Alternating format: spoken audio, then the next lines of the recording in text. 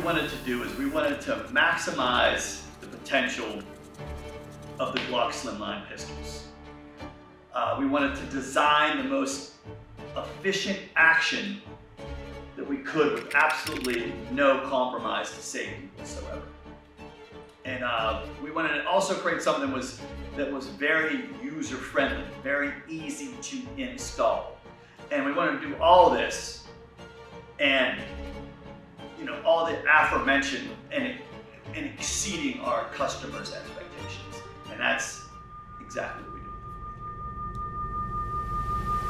That's it. All right, so first of all, you have to start with the company of Johnny Glocks. This is a company that has built its reputation on the three things it says on the website. Reliable, predictable, safe. And when you're dealing with the trigger, that's exactly what you want it to be, first and foremost. The arduous processes that go into what we build, how, like I said, there's companies that do good, better, best. We just do best. Are completely 100% above and beyond what a lot of companies that do the same type of work do. Every single aspect down the line as everything's getting assembled is tested. And you can be assured that every trigger that leaves the shop has been tested in a frame by us. My kids work for me, they have the same ethic, they have the same insane kind of OCD that I do, so I can rely on them. My other two employees have been here for 10 years. So same thing, we all have this common drive to deliver the best, the most efficient, perfect firing systems that we can for your Glock handguns. But that's pretty much it, man.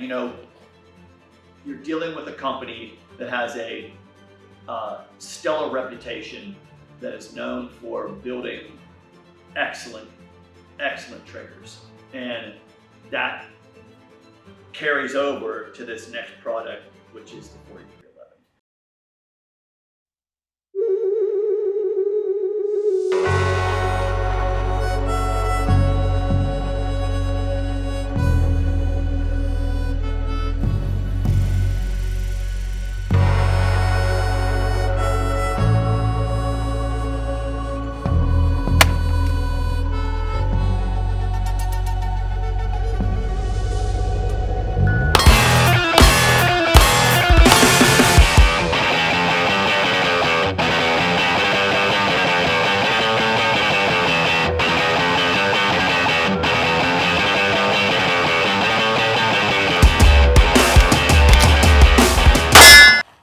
What do you mean you don't have any more ranch? So everyone why did you call it the 4311? And it's because two reasons. Like I said, we wanted to launch with something that hadn't been done before, which was the single stacks. This type of innovation has never been put in a single stack. And 1911 is a single stack. And the fact that you can get this trigger to be as close to a 1911 as possible in what we would call the 43 variants, 43, 43X, and 48, that's where the name 4311 came from. It's just a play on, gun guys are going to get it, single stack 1911, single stack Glock. It's another area where we deviated from what the other companies were doing. And that's from experience of me doing this so long. It's a firing system, so in a firing system, you have a variety of different parts. And the more you can control those metal on metal interfaces, the more refined it's going to be, the more, once again, efficient, the more efficient it can become. So instead of just being like two little parts that you use, or just an assembly, we made it, an entire assembly, which is the housing with the receiver inside of it, with the trigger bar and the trigger shoe, And then we also included a firing pin safety with the firing pin safety spring and a firing pin, which is a total firing pin assembly. That's just for ease of use. You know what I mean? A lot of guys, they'll sell like just a firing pin, but then you have to put the spacer sleeve on, the spring and the spring cups, and usually they launch. I mean, there's problems with it. So we figured, you know, that's another aspect of what I always talk about is making something that's user-friendly. And like what you've alluded to, there's a lot of new guys that are just gonna, hey, I want to check this out. Like, and for a new guy to open a gun up, it's very, very intimidating. That's why, you know, when you talk about what's coming with this, it also has like a QR code. So basically when you get the product, you can take a QR code and it's gonna have me like installing it step by step, because I really think like in instruction manuals, there's a lot that can be lost, a lot, you know, and with a good instruction video that deals with tips and tricks and some of the issues that you might, that you might run into as far as installation is concerned, and addressing it all right in one easy to find area. Like I said, that's as user friendly as you can get. Consistently, we've been finding pool weights in between the 3.5 to 4 pound. Yeah, exactly. 4 right on the nose. And sometimes I trust the wheelers more because they're just, you know what I mean? It's old school and it's. Yeah, look at that, bro. 4 right on the nose. I'm telling you, it's a 3.5, 4 pound trigger all day.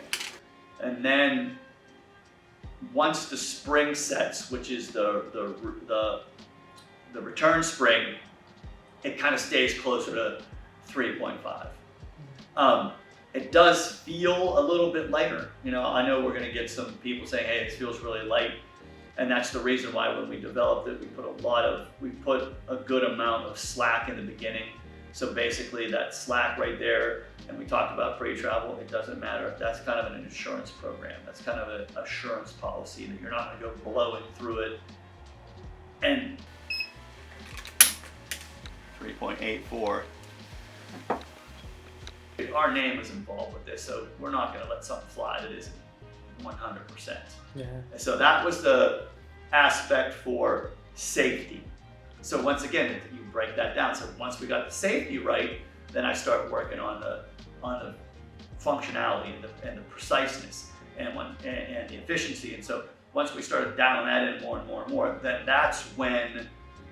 Because the safety aspect doesn't change during all that stuff. If you understand the way the system's designed, that part stayed the same throughout all the different angles that we were changing to get it as efficient as we wanted it to.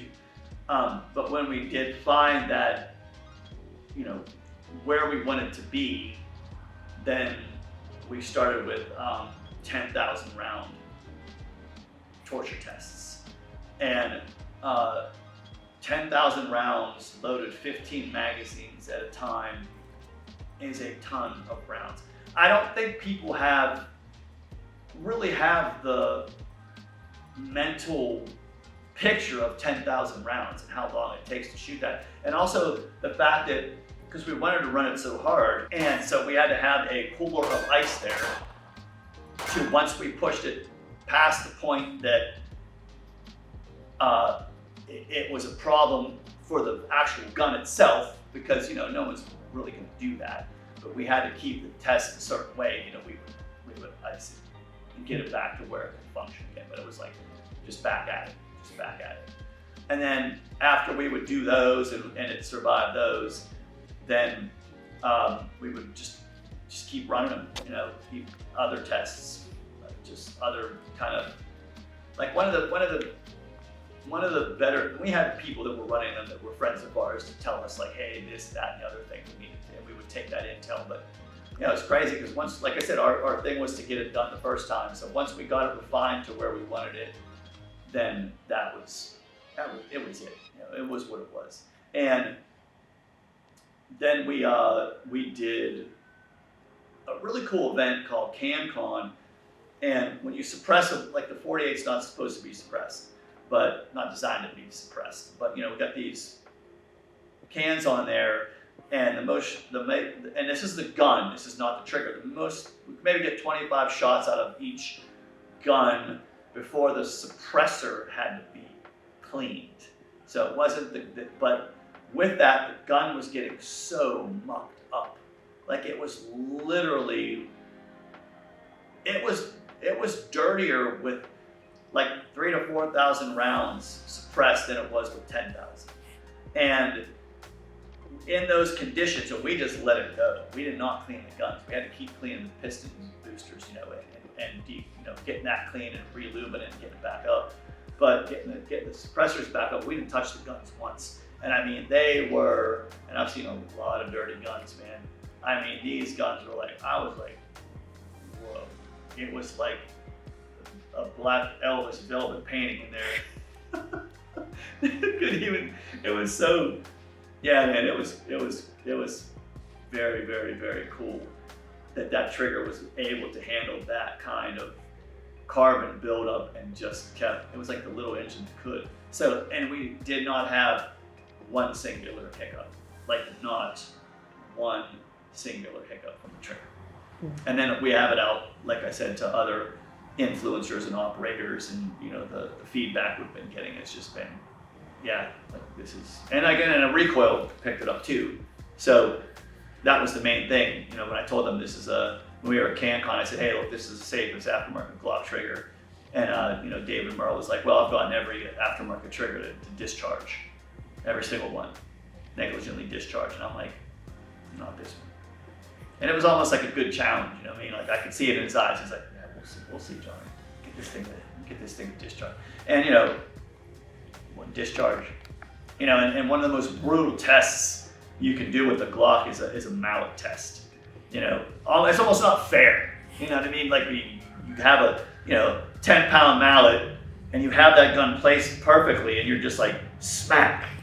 And if anything is going to do it, that if there is a chink in the ointment, a chink in the armor, that's when it's going to happen. And like I said, and I don't know Dave personally, but I've heard enough people say like, he's going to break your stuff. You know what I mean? Like if there was one man in this world that wanted it to be able to say, I got to go off, it was probably that guy, But we had a conversation, and I explained it all to him, and he felt the trigger, and he was, impressed with the action. And then after the safety aspect, he was just like, all right, let's, and they ran I think it was the first issue of concealment for January, the 4311's in there. Nice little write-up. Great write-up, by the way. It said everything. I was like, well, I could have wrote this better myself. It was, and I have to email him too and thank him, but that was just a great write-up. All right, guys, this is Johnny Glocks signing off. If you're new to the channel, welcome. Hit that like button, subscribe, share it to friends, and check out our other social media, which is Instagram, Facebook. We do have stuff on Rumble and Patreon as well, if you can find those. But remember, guys, trigger control is